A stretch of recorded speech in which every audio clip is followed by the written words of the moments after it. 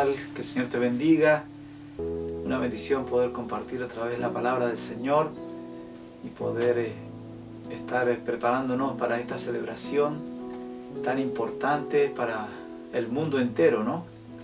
Damos tantas gracias al Señor porque este nacimiento del Señor, este acontecimiento ha afectado a la humanidad y todavía sigue vigente a pesar de toda la adversidad, de todo el antagonismo que se levanta en contra de lo que el Señor ha establecido.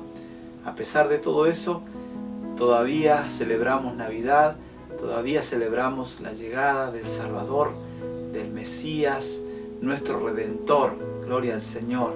Así que queremos simplemente en estos días tomar fuerzas en el Señor, animarnos, pensar en esta maravilla de lo que ocurrió aquel día, ¿no?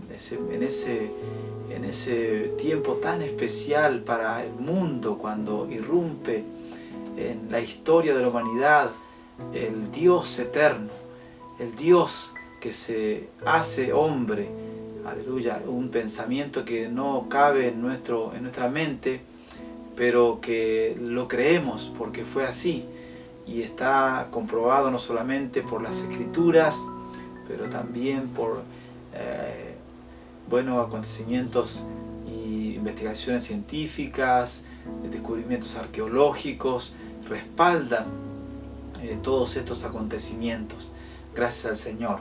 Y encontramos en la palabra del Señor expresiones como la que se encuentra en Gálatas capítulo 4. Encontramos allí una expresión muy interesante que nos anima en este día, porque dice la Escritura en el capítulo 4 del libro de Gálatas: pero cuando vino el cumplimiento del tiempo, Dios envió a su Hijo, nacido de mujer y nacido bajo la ley, para que redimiese a los que estaban bajo la ley, a fin de que recibiésemos la adopción de hijos.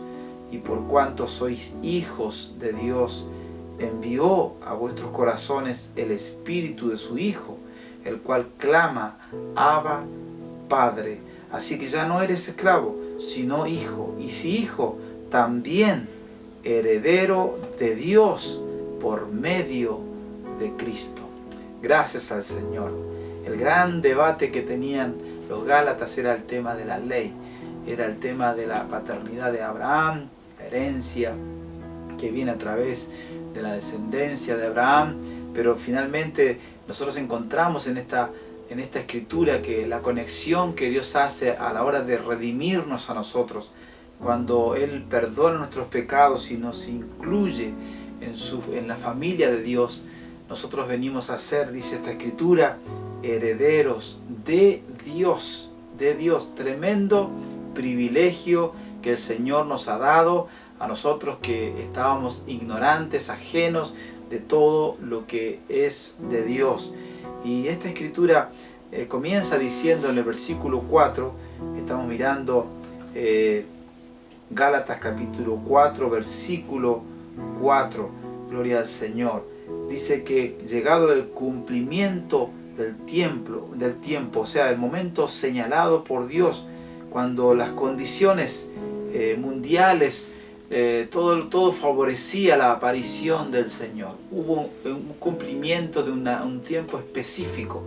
Qué interesante es la palabra del Señor, porque lo vemos también a través de lo que es la historia de lo que conforma todo lo que era el Imperio Romano y sus adelantos en ese momento, ¿no? En cuanto a las comunicaciones, carreteras, diferentes obras magníficas que se hicieron en ese tiempo, fueron, digamos, los elementos que conformaron la venida del Señor en un tiempo tan especial y tan adecuado en todo sentido.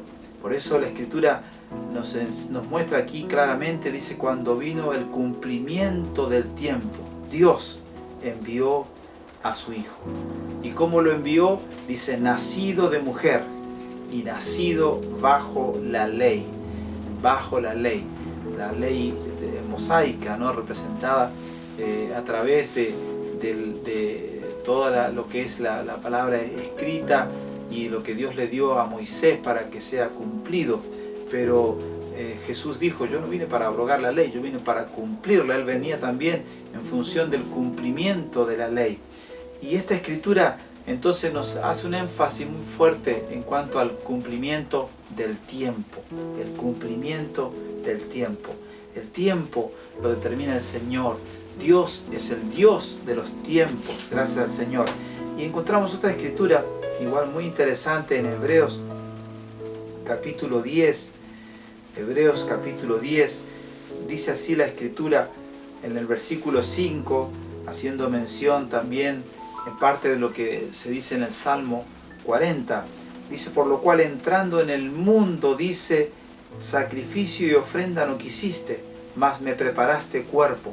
Holocausto y expiaciones por el pecado no te agradaron. Entonces dije: he aquí vengo, oh Dios, para hacer tu voluntad, como en el rollo del libro está escrito de mí. Entonces dije: he aquí que vengo, oh Dios, para hacer tu voluntad, como en el rollo del libro está escrito de mí.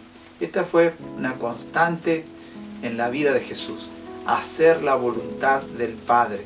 Parece que esto comenzó desde el momento mismo que Él irrumpió en la historia de la humanidad.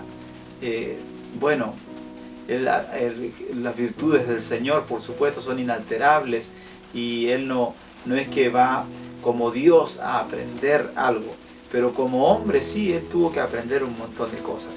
Entonces, ¿cómo comienza esta escritura? Dice la escritura: por lo cual entrando en el mundo. Interesante eso, ¿no? Entrando en el mundo. Se ve que el Señor venía entrando en el cumplimiento de ese propósito, y venía ya respondiendo al propósito del Padre, al plan eterno de Dios. Y dice, cuando iba entrando en el mundo, dice: sacrificio y ofrenda no quisiste. Ya empieza a proyectarse al propósito por el cual Él venía. Él no venía solamente para andar haciendo bienes, sanando a los enfermos, publicando buenas nuevas a los oprimidos. Claro, todo eso formaba parte de su ministerio: el formar discípulos, el trabajar con la gente, el predicar el evangelio. Claro, todo era parte de lo que Él venía a hacer, pero la misión central era ofrecerse en sacrificio, y Él lo sabía desde el comienzo. Por eso dice: por lo cual entrando en el mundo, y dice entonces finalmente el versículo 7: he aquí vengo, oh Dios, para hacer tu voluntad, como en el rollo del libro está escrito de mí. Como ya hemos dicho en otro momento, todo se trata del cumplimiento de lo que ya había sido anunciado a través de los profetas.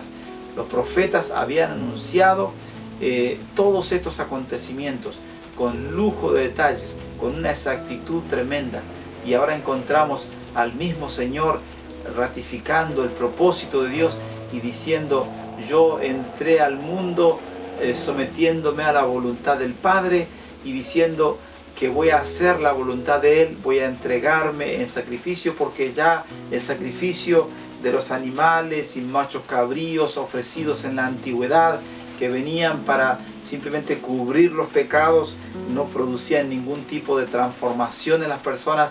Ese tiempo ya quedó atrás. Por eso dice en el versículo 8, diciendo primero sacrificio y ofrenda y holocausto, diciendo primero sacrificio y ofrenda y holocausto y expiaciones por los pecados no quisiste, ni te agradaron, los cuales cosas se ofrecen según la ley. Y qué interesante lo que dice esta escritura, y ya vamos terminando aquí. Dice: por lo cual entrando en el mundo, dice, versículo 5. Después en el versículo 7, entonces dije. Y versículo 8 dice: diciendo primero. Todo se trata de lo que dice el Señor. Gloria al Señor, y que tiene que ver con el propósito eterno de Dios. Sacrificio y ofrenda y holocaustos y expiaciones por el pecado no quisiste, no te agradaron. Esto no satisfacía a la justicia de Dios. Pero dice el versículo 9, ya finalizando este pensamiento, y diciendo luego: he aquí, vengo, oh Dios, para hacer tu voluntad. Diciendo: he aquí, vengo, oh Dios, para hacer tu voluntad. Quita lo primero para establecer lo último. Gloria al Señor. Aleluya. Diciendo, he aquí vengo, oh Dios, para hacer tu voluntad. Y dice: quita lo primero. O sea, lo primero ya terminó, ya pasó, porque no era suficiente. Ahora se establece esto último. ¿Cuál es esto último? El sacrificio de Cristo, la entrega de Jesús por nosotros. Gloria al Señor. Así que, venido el cumplimiento del tiempo, como decía Gálatas capítulo 4, versículo 4, se produjo esta tremenda maravilla del propósito eterno de Dios. El Dios eterno se hizo carne, se hizo hombre, para venir a hacer la voluntad del Padre. ¿Para qué? Para redimir a la humanidad de la condenación del pecado. Gloria al Señor. Ojalá que todos los que estamos participando en este momento tengamos esa seguridad de que el Señor nos ha limpiado de toda maldad, nos ha purificado, y ahora, como leímos recién, somos herederos de Dios, herederos de Dios, gracias a que Él vino a este mundo y nació de una virgen y se hizo hombre para venir en rescate de nosotros. Que el Señor nos ayude en este tiempo de Navidad a poder apreciar y valorar el sacrificio de Cristo, la obra redentora del Señor, y ser agradecidos porque nosotros no merecíamos nada, pero ahora lo tenemos todo. Que el Señor te bendiga, que el Señor te guarde y que el Señor nos mantenga en gratitud, en alegría y en paz. Dios